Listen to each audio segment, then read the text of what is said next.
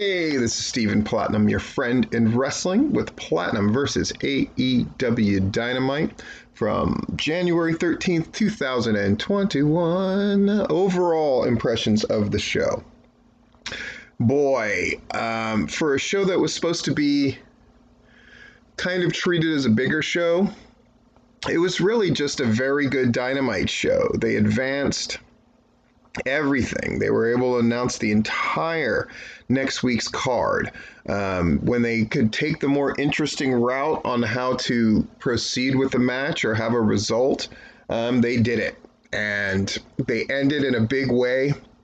Made Darby Allin look like a real star in a real brutal bang-up match with Brian Cage, and those who wanted to see Sting do a little more even got that as well. If there is a problem, it's that they're doing a lot of pull-apart brawls. Again, it's just stuff with AEW that continues to be little cracks in the foundation that I worry about, which is they're repeating spots. Often it seems like one segment doesn't know what the other one is doing. And again, these are not difficult problems to solve necessarily. You just have to make a conscious effort to do them. I would love to work for them and do that kind of thing. Just keep the logistics and tighten things up and come up with slightly different variations to accomplish what they want without giving a feeling of sameness or risking things having diminishing returns as far as effect from being overdone.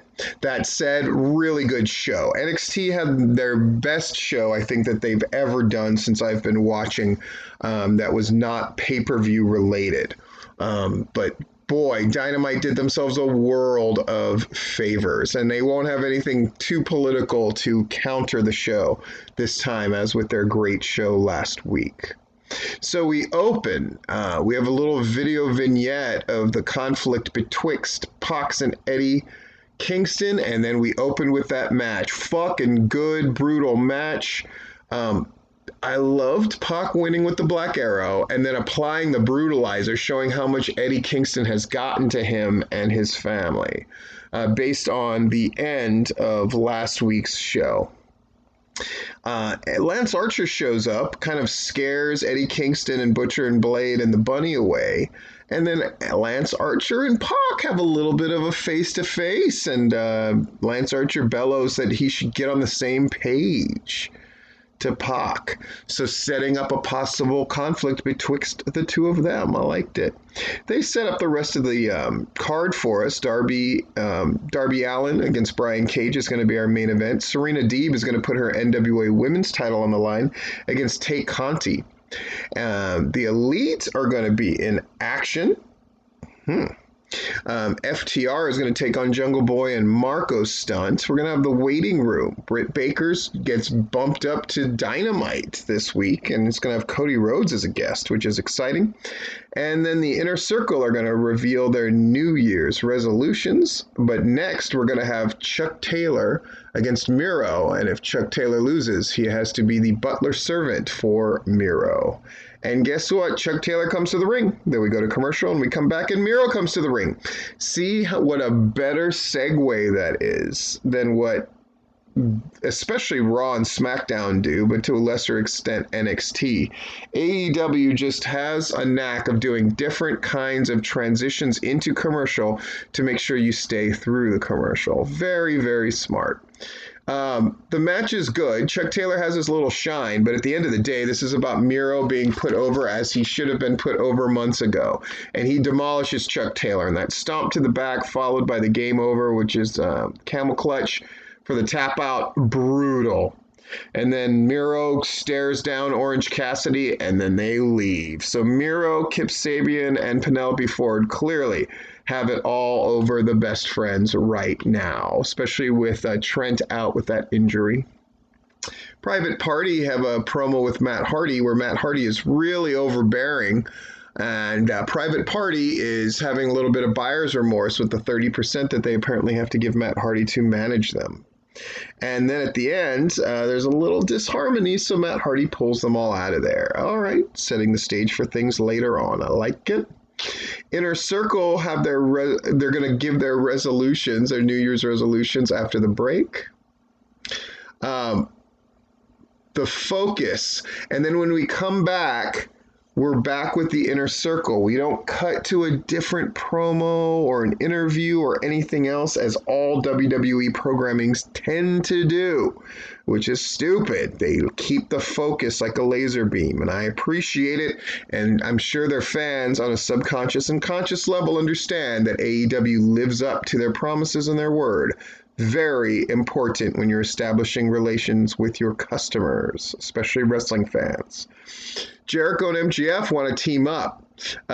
Sammy Guevara hits the line of the night when he says Jericho is a tag team slut, explaining that Jericho's teamed with everybody from Sammy Guevara himself as Les Sex Gods to Jake Hager, and now he's teaming with MJF. So they're going to have a bit of a dust up, and you're going to have Santana and Ortiz take on Sammy Guevara and Jake Hager, who they're calling Sammy Hager, which Jericho gets a chuckle out of, but doesn't explain the joke, and Jericho and MJF. So they're going to determine who's going to be the tag team of the Inner Circle and then go after the tag titles. Makes sense to me. Inner Circle drama, good, and that way it keeps them out of the mix for all the other stuff AEW has going on right now. I think it's very smart. The Dark Order with Alex Marvez, and the long and short of it is they want Hangman Page as part of their group. So Hangman Page is going to team with some form of the Dark Order next week. It's nice. Commercial. And then during the commercial break, you can go vote for the AEW Dynamite Awards. They don't give much information except, go to the website and vote for the Dynamite Awards. All right. They show a clip package building up Darby Allin against Brian Cage. Notice how they're doing this near the beginning of the show to pay off later as the main event of the show. Now, I know normally I say don't use the first half of your show to promote the second half of the show, but this is the main event, and they're paying it off. And it feels a natural part of the show instead of the same thing happening again and again and again. Third match, we got the Young Bucks back there with Kenny Omega, and Kenny Omega says, well, let me go to the ring first. And the Young Bucks say, sure. Kenny Omega goes to the ring.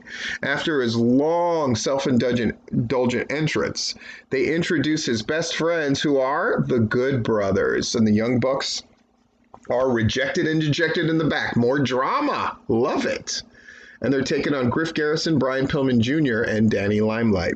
Danny Limelight really stands out in this match. Griff Garrison and Brian Pillman Jr. have been doing great, but Danny Limelight really has a good showing for himself. But at the end of the day, of course, they get beaten and dismissed. That's the whole point of this match. And then Moxley shows up. What? And he takes on all three. He takes on the Good Brothers and Kenny Omega in a fight, which is crazy.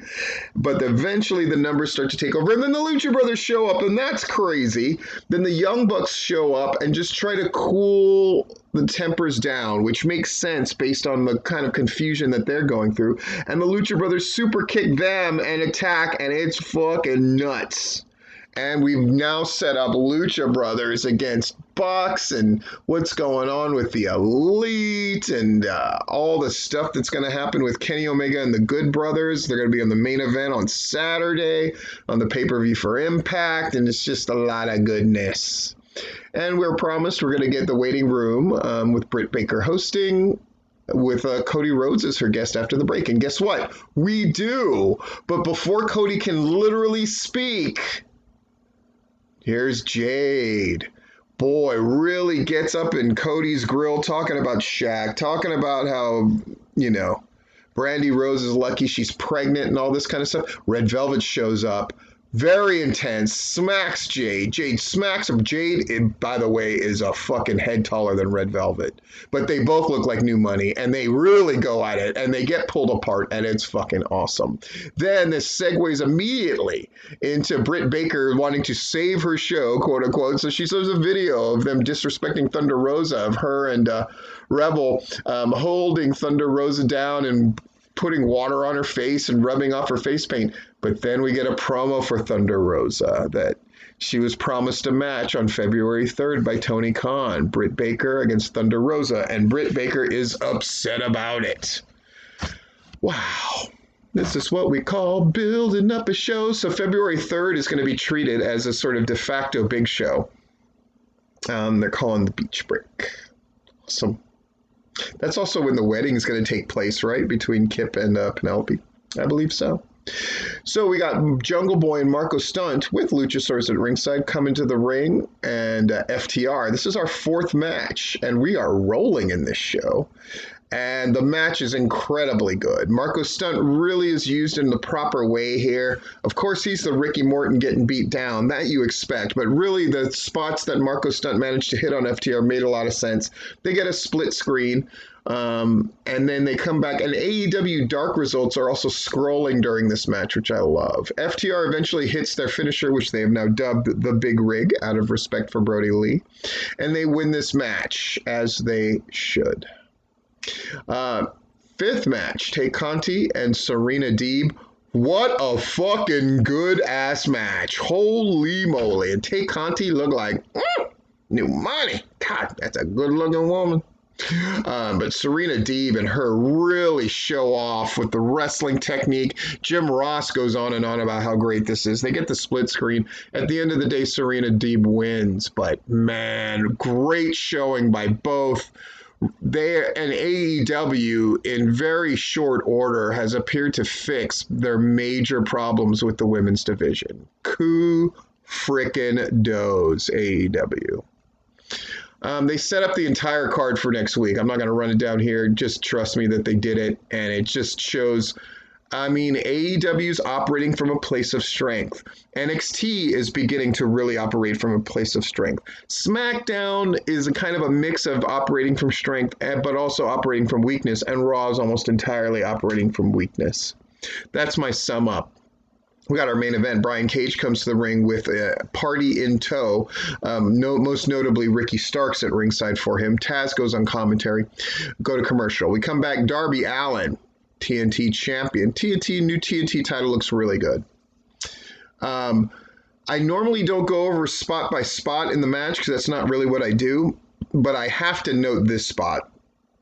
Brian Cage on the outside, Darby Allin diving, and Brian Cage catching him in perfect suplex position. Kudos to Darby for a perfect jump. Kudos to Brian Cage for a perfect catch and a 100-pound weight advantage where he could just deadlift Darby Allin and suplex him on the floor. Darby Allin takes a hellacious fucking beating, and it looks great.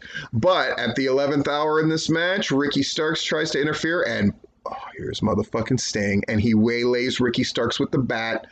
And then Brian Cage has Darby Allin up on his shoulders on the ropes, but Darby Allin grabs him in the crucifix, bombs him down, gets the pin. Fucking awesome.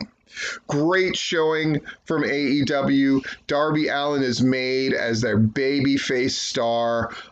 Really great outing. I love it. The Sting drama continues with his relationship with Darby Allin, etc., etc., etc.